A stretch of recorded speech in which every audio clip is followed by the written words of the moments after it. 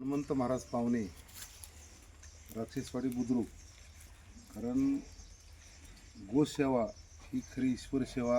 जशी म्हटल्याप्रमाणे द्वापार युगापासून कृष्णाच्या काळापासून किंवा द्वापार युगाच्याही आधी ज्यांची अध्यात्माची ज्यांनी सुरुवात केली, आदिनाथ गुरु सकळ सिद्धांचा मच्छिंद्र तयाचा मुख्य शिष्य, त्या महादेवाच्या सुद्धा मंदिराच्या पुढं ज्यावेळेस नंदीची मूर्ती असती, महादेवाच्या पिंडीच्या वरती त्याचं तोंड असतं.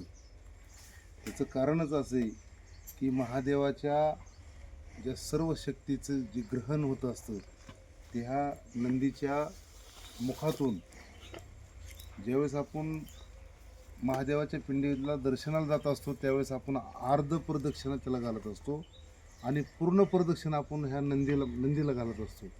कारण पूर्ण महादेवाची जी सगळी ताकद, जी शक्ती आहे ती ह्या नंदीच्या रूपामध्ये असते. आणि म्हणून असा असणारा नंदी ह्या आपण तळेकर मामाच्या गोशाळेवरती आपण केम या ठिकाणी आलो.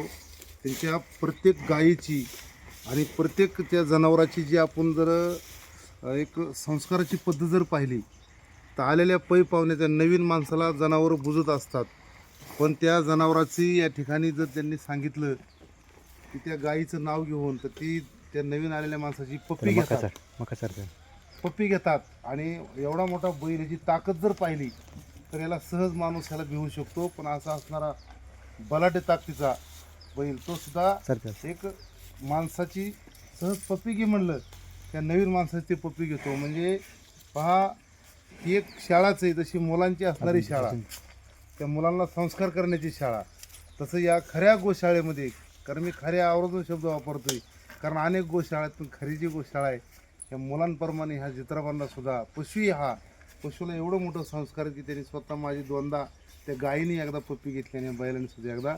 आणि म्हणून द्यावे तितके धन्यवाद ह्या शाळेच्या मालकाला, म्हणजे तळेकर मामांना, त्यांच्या चिरंजीवला, त्यांच्या लहान लहान मुलांना द्यावा तितके धन्यवाद कमी. आणि म्हणून मी आणि आमच्या संप्रदायाच्या वतीनं, पाहुणे परिवाराच्या वतीनं ह्यांना अशी भरभरून एक शुभेच्छा देऊ शकतो की भविष्यामध्ये त्यांची अशी ही सेवा हो आणि समाजाची ह्यांच्या हातून सेवा हो, अशा यांना मी आमच्या वतीनं शुभेच्छा देतो आणि धन्यवाद मानतो. जय हिंद.